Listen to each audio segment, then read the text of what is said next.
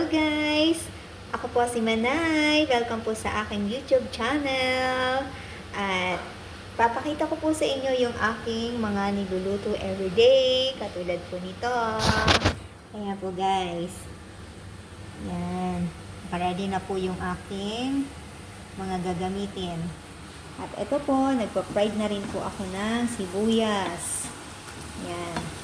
Tsaka po, ito po, nagpapakulo na rin po ako ng tubig na may asin. Tubig na may asin, tsaka mantika po. Ayan guys. Para sa rice. Nakababad na rin po yung aking rice. Ayan guys. At ang aking lutuin po ay biryani vegetable. Ayan. Biryani rice with vegetable. Ayan po. So guys, pa-support naman po ako guys. Paki-subscribe po ng aking YouTube channel. Like and share po. Thank you so much po. At ito nga po ngayon, medyo brown na yung aking sibuyas. Pag okay na po yan lahat, i-drain na po natin yan. At i-marinate na po dito. Ayun po, may yogurt po ako. Yung mga spices. Salt. Oil,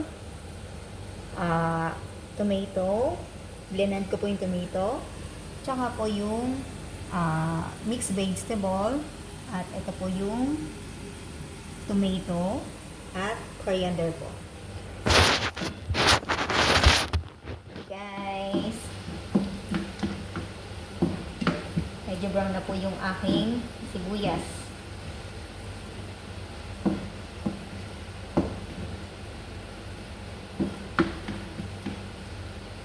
Ito yung sibuyas po kasi medyo matagal siyang lutuin. Lalo na pag ganito, malaki yung slice. Kailangan po talaga siyang papulahin. Para po mas maglasa siya. Mas maglasa po siya sa biryani. Kaya guys, mali-mali po ako. Nabubulog din po ako. So guys, tingnan natin yung apoy. At i-drain na natin ito. Nag-inuwan. Lagyan natin ito sa salaan.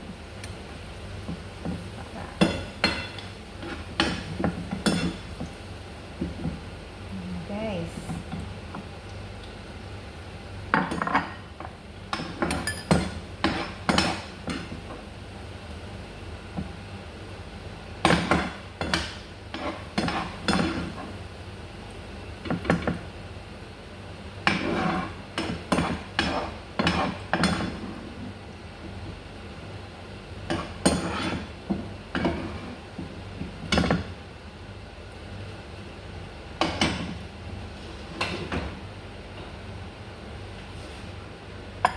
Ito na po siya guys. Fried ko na po siya. Ayan. Unahin po natin itong yogurt. Ayan, may yogurt na po yan. Lagyan po natin ng salt, yung yogurt. Unti-unti lang. Ilagay ko na po yung mixed vegetable. Mixed vegetable, hindi po. Spices. Ayan, spices po. Mix.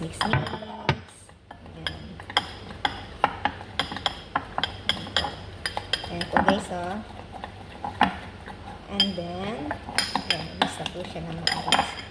Ito pong coriander leaves. Sunitin natin at sayang. Guys. Mix again. At syempre po,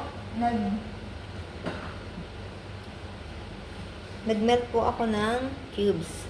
Maggi cubes. Dagdag lasa po yun guys.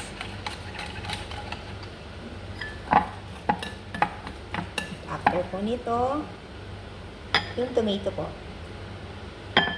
Ganit ko po yung tomato. Ubusan na.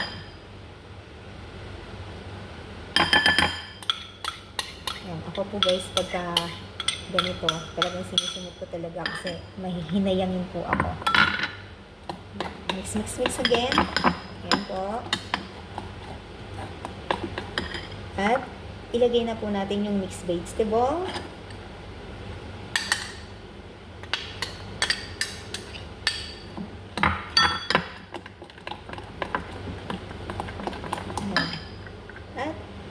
ito pong potato.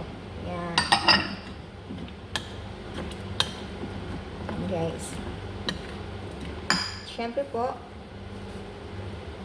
lalagay po natin tong sibuyas. Yung kalahati lang po. Kasi yung kalahati po, ilalagay po natin doon sa rice. Pag luto na po yung rice, i-ano po natin to. Ilalagay po natin to. Bababad muna po natin to ng mga ilang minuto, siguro mga 30 minutes. Sakto po yan. Yung aking rice ay luto na. Hayaan muna po natin siya nakababad dyan. Lagyan na po natin yung ito po guys, nilusaw ko lang po sa mainit na tubig yung lahati lang po ng ng cheese. Kasi konti lang naman po itong aking lulutuin. Mix ulit. And guys,